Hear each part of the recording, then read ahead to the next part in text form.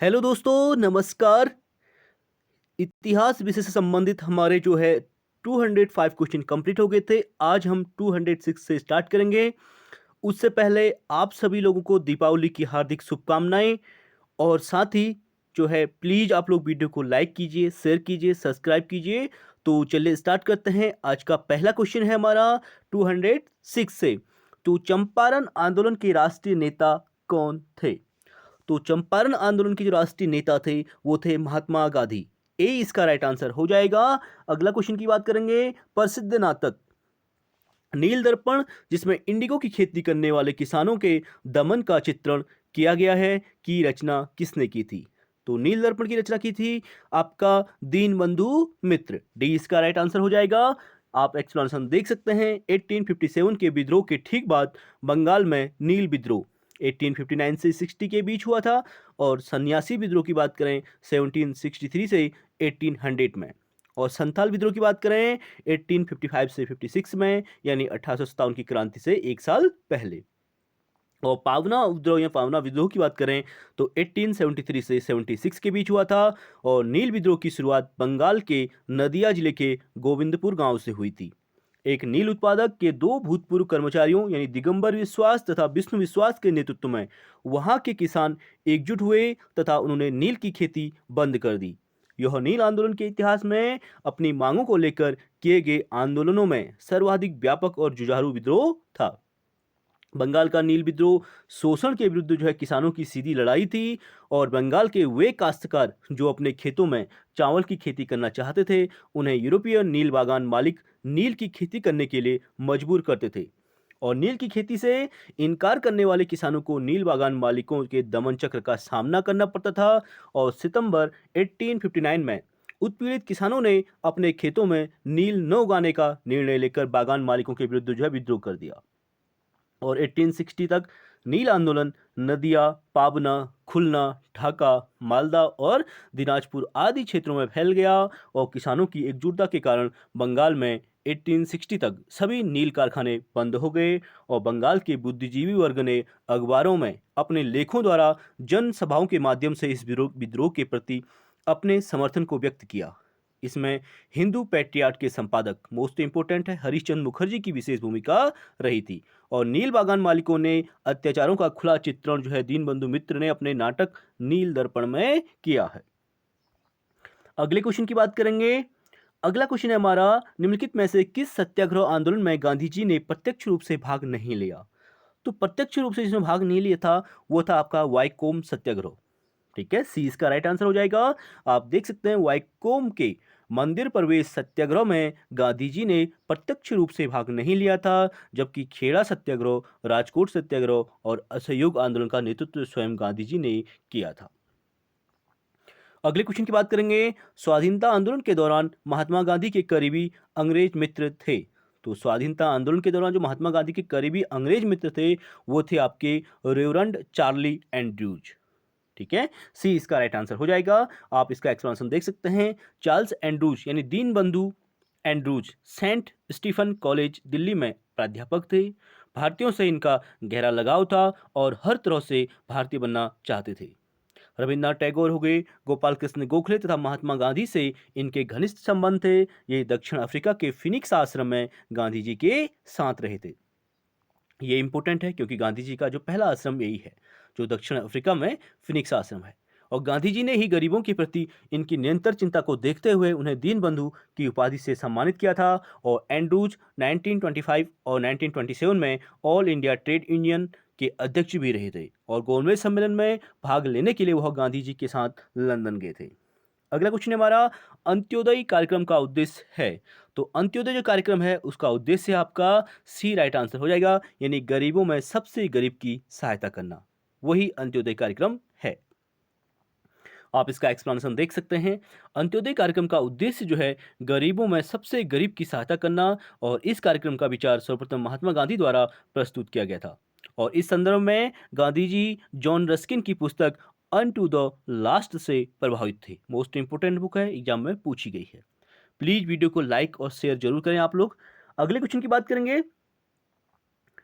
1917-18 में अहमदाबाद में गांधी जी द्वारा चलाए गए सत्याग्रह में किसने हिस्सा लिया था?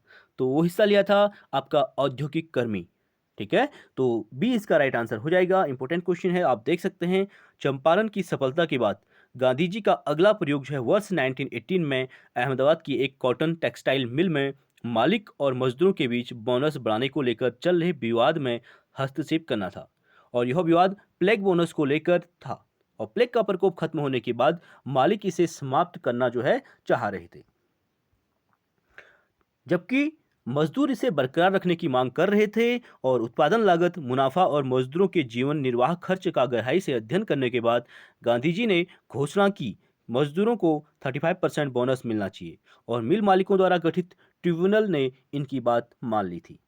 अगला क्वेश्चन है हमारा, निम्न उद्योगपतियों में से कौन से व्यक्ति लंबे समय तक एआईसीसी के खंजाजी, ठीक है, खंजाची रहे तथा सन 1930 में जेल भी गए थे? तो वो थे आपके जमनालाल बजाज। बी इसका राइट आंसर हो जाएगा। आप देख सकते हैं सेठ जमनालाल बजाज गांधी जी के निकट सहयोगियों में से एक थे।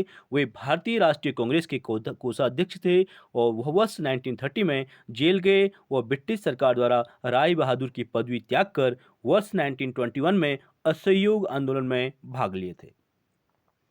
अगले क्वेश्चन की बात करेंगे, महात्मा गांधी ने सर्वप्रथम किस आंदोलन में भाग लिया था? तो महात्मा गांधी ने सबसे पहले जो है चंपारण सत्याग्रह, बी इसका राइट आंसर हो जाएगा, जिसका संबंध बिहार से है और 1917 में। आप देख सकते हैं महात्मा गांधी ने सर्वप्रथम चंपारण के किसान आंदोलन का नेतृत्व किया था। अगले क्वेश्चन की बात करेंगे, गांधी जी का चंपारण सत्याग्रह किससे जुड़ा था? तो गांधी जी का जो चंपारण सत्याग्रह था वो जुड़ा था आपका तीन कठिया पद्धति से। बी इसका राइट आंसर हो जाएगा। आप इसका एक्सप्लेनेशन देख सकते हैं। गांधी जी का चंपारण सत्याग्रह 1917 तीन कठिया से जुड़ा था। 19वीं सदी के आरंभ में चंपारण में गोरे बागानों मालिकों ने किसानों से एक अनुबंध करा लिया, जिसके तहत किसानों को अपनी जमीन के 3/20 3/20वें भाग पर हिस्से में नील की खेती करना अनिवार्य था और इसे ही तीन कठिया पद्धति कहा जाता था। अगला क्वेश्चन है हमारा, बिहार में तीन कठिया पद्धति में नील की खेती के लिए भूमि का कितना भाग अमानत रखा जाता था? मोस्ट इंपोर्टेंट, आप देख सकते हैं। इससे पहले वाले क्वेश्चन में हम एक्सप्लेनेशन कर सकते हैं, तो इसका राइट आंसर हो जाएगा 3/20। सी इसका राइट आंसर हो जाएगा। अगले क्वेश्चन की बात करेंगे, चंपारण आंदोलन से कौन से संबंधित नहीं था? तो चंपारण आंदोलन का संबंध जिससे नहीं है वो है आपकी जयप्रकाश नारायण, जिन्हें संपूर्ण क्रांति का नारा दिया था। यानी डी इसका राइट आंसर हो जाएगा। आप एक्सप्लेनेशन देख सकते हैं। चंपारण आंदोलन 1917 में गांधी जी के साथ राजेंद्र प्रसाद, अनुग्रह नारायण सिन्हा, जे.बी. कृपलानी, महादेव देसाई, नरहरि पारेख आदि बुद्धिजीवियों ने दिया था। जयप्रकाश नारायण चंपारण आंदोलन से नहीं बल्कि कांग्रेस समाजवादी पार्टी से संबंधित थे। अगला है हमारा, ईस्वी सन 1917 के चंपारण सत्याग्रह से कौन संबंधित नहीं था? तो चंपारण सत्याग्रह का संबंध आपका डी राम मनोहर लोहिया। ठीक है, बाकी जे.बी. कृपलानी, राजेंद्र प्रसाद और राजकुमार शुक्ल से संबंधित थे। राजकुमार शुक्ल ने ही गांधी जी को वहां आने के लिए इनवाइट किया था। और राम मनोहर लोहिया का संबंध इससे नहीं है, यानी डी इसका राइट आंसर हो जाएगा। आप देख सकते हैं राम मनोहर लोहिया का संबंध जो है चंपारण आंदोलन से नहीं था। अगला क्वेश्चन है हमारा, अखिल भारतीय किसान सभा के प्रथम सत्र की अध्यक्षता किसने की थी? तो अखिल भारतीय किसान सभा के जो प्रथम सत्र की अध्यक्षता की थी वो की थी स्वामी सहजानंद के द्वारा। ए इसका राइट आंसर हो जाएगा। यानी आप एक्सप्लेनेशन देख सकते हैं। अप्रैल 1936 में लखनऊ में अखिल भारतीय किसान कांग्रेस की स्थापना हुई, जिसका नाम बदलकर अखिल भारतीय किसान सभा कर दिया गया। और बिहार प्रांतीय किसान सभा के लड़ाकू संस्थापक स्वामी सहजानंद सरस्वती इसके अध्यक्ष और आंध्र में किसान आंदोलन के अगुआ तथा कृषि क्षेत्र की समस्याओं के विद्वान एन.जी. रंगा महासचिव चुने गए। और फैजपुर में कांग्रेस सत्र के साथ अखिल भारतीय किसान कांग्रेस का भी दूसरा सत्र चला, जिसकी अध्यक्षता एन.जी. रंगा ने की थी। अगला क्वेश्चन है हमारा, बंबई में अखिल भारतीय व्यापार संघ कांग्रेस की स्थापना कब हुई थी? तो बंबई में अखिल भारतीय जो संघ था, ठीक है, उसकी स्थापना हुई थी 1920 में। ए इसका राइट आंसर हो जाएगा। आप देख सकते हैं एम.एन. जोशी, जोसेफ बैप्टिस्टा, तथा लाला लाजपत राय के प्रयासों से अखिल भारतीय व्यापार संघ कांग्रेस यानी Akhil Bharatiya trade union Congress AITUC की स्थापना बंबई में 31 अक्टूबर 1920 को हुई थी। इंपॉर्टेंट क्वेश्चन है, यहाँ से क्वेश्चन पूछा गया है। तो लाला लाजपत राय इसके प्रथम अध्यक्ष और दीवान चमनलाल प्रथम महासचिव बनाए गए थे। अगले क्वेश्चन की बात करेंगे, अखिल भारतीय ट्रेड यूनियन कांग्रेस के प्रथम अध्यक्ष कौन थे? तो अखिल भारतीय ट्रेड यूनियन कांग्रेस के जो प्रथम अध्यक्ष थे वो थे लाला लाजपत राय। डी इसका राइट आंसर हो जाएगा। नेक्स्ट क्वेश्चन की बात करेंगे, अगला है हमारा, कम्युनिस्ट इंटरनेशनल का सदस्य बनने वाला पहला भारतीय कौन था? Most important question, communist international का सदस्य बनने वाला पहला भारतीय था आपका MN रॉय। ठीक है, ए इसका राइट आंसर हो जाएगा। आप देख सकते हैं कम्युनिस्ट इंटरनेशनल की स्थापना मार्च 1919 में व्लादिमीर लेनिन और रूसी पार्टी बोल्शेविक द्वारा की गई थी। MN रॉय लेनिन के निमंत्रण पर मॉस्को गए तथा कम्युनिस्ट इंटरनेशनल के सदस्य बने और कम्युनिस्ट इंटरनेशनल के सदस्य बनने वाले वे पहले भारतीय माने जाते हैं। अगले क्वेश्चन की बात करेंगे, भारतीय उच्चायुक्त के पद का सृजन किस अधिनियम से हुआ था? तो भारतीय उच्चायुक्त के पद का जो सृजन हुआ था वो हुआ था आपका भारत सरकार अधिनियम 1919 के तहत। बी इसका राइट आंसर हो जाएगा। आप एक्सप्लेनेशन देख सकते हैं, भारत सरकार अधिनियम 1919 में भारत सचिव के कार्यभार को कम करने के लिए एक भारतीय उच्चायुक्त की नियुक्ति की गई थी और इसका कार्य जो है भारत सरकार के लिए अस्त्र शस्त्र और अन्य सामान खरीदना, ठेका देना, व्यापारिक हितों को देखना और इंग्लैंड में पढ़ने वाले भारतीय विद्यार्थियों को देखभाल करना इत्यादि कर्तव्य थे। उच्चायुक्त और उसके सहायकों के वेतन का व्यय जो है भारत के साधनों से होता था। अगला क्वेश्चन है हमारा, रॉलेट एक्ट का भारतीय राष्ट्रीय कांग्रेस में विरोध जो है किया गया क्योंकि इसका लक्ष्य था। तो इसका लक्ष्य क्या था रॉलेट एक्ट का? वो था व्यक्तिगत स्वतंत्रता को सीमित करना। यानी आप एक्सप्लेनेशन देख सकते हैं, मार्च 1919 में केंद्रीय विधानसभा से पास हुआ विधेयक रॉलेट एक्ट के नाम से जाना गया, जिसके अनुसार अंग्रेजी सरकार जिसको चाहे जब चाहे बिना मुकदमा चलाए जेल में बंद रख सकती थी और इस कानून द्वारा व्यक्तिगत स्वतंत्रता को सीमित किया गया था। अगला क्वेश्चन है हमारा, जलियांवाला बाग नरसंहार किस गांधीवादी सत्याग्रह के संबंध में हुआ था? तो जलियांवाला जो बाग सत्याग्रह हुआ था वो हुआ था आपका बी रॉलेट एक्ट के उसमें। यानी आप एक्सप्लेनेशन दे सकते हैं, बी इसका राइट आंसर हो जाएगा। अखिल भारतीय राजनीति में गांधी जी का पहला साहसिक कदम रॉलेट एक्ट के विरुद्ध जो है सत्याग्रह था, क्योंकि यह ऐसा कानून था बिना दलील बिना वकील के। और रॉलेट एक्ट मार्च 1919 में लागू किया गया था, जिसके विरुद्ध गांधी जी ने 6 अप्रैल 1919 को देशव्यापी हड़ताल का आयोजन कराया था और जलियांवाला बाग 13 अप्रैल 1919 को शांतिपूर्ण जनसभा में लेफ्टिनेंट जनरल डायर ने नृशंस नरसंहार कराया था। अगले क्वेश्चन की बात करेंगे, रॉलेट एक्ट भारत में लागू किया गया था। तो रॉलेट एक्ट भारत में लागू किया था सन 1919 में। बी इसका राइट आंसर हो जाएगा। आप इसका एक्सप्लेनेशन देख सकते हैं, भारत में बढ़ रही क्रांतिकारी गतिविधियों को कुचलने के लिए सरकार ने वर्ष 1917 में न्यायाधीश सिडनी रॉलेट की अध्यक्षता में एक समिति की गठित की थी, जिसका उद्देश्य आतंकवाद को कुचलने के लिए एक प्रभावी योजना का निर्माण करना था और इसके सुझावों पर मार्च 1919 में पारित विधेयक रॉलेट एक्ट के नाम से जाना गया और रॉलेट एक्ट अधिनियम के द्वारा अंग्रेजी सरकार जिसको चाहे जब चाहे बिना मुकदमा चलाए जेल में बंद रख सकती थी। इसीलिए इसे काला कानून कहा जाता था और इसीलिए इस कानून को बिना वकील, बिना अपील और बिना दलील का कानून कहा जाता था, यानी सुनवाई का कोई अधिकार नहीं था। अगला क्वेश्चन हमारा, जलियांवाला बाग में प्रदर्शन के लिए क्यों लोग जमा हुए थे? तो प्रदर्शन के लिए जो जमा हुए थे लोग वो थे किचलू तथा सत्यपाल के बंदी बनाने के विरोध में प्रदर्शन करने के लिए। बी इसका राइट आंसर हो जाएगा। आप इसका एक्सप्लेनेशन देख सकते हैं, रॉलेट एक्ट के बढ़ते विरोध को देखते हुए सरकार ने गांधी जी तथा कुछ अन्य नेताओं के पंजाब के प्रवेश पर प्रतिबंध लगा दिया और इससे वहां की जनता का आक्रोश बढ़ गया। यह आक्रोश तब और बढ़ गया जब पंजाब के दो लोकप्रिय नेता डॉक्टर सत्यपाल किचलू और डॉक्टर किचलू को गिरफ्तार कर लिया गया।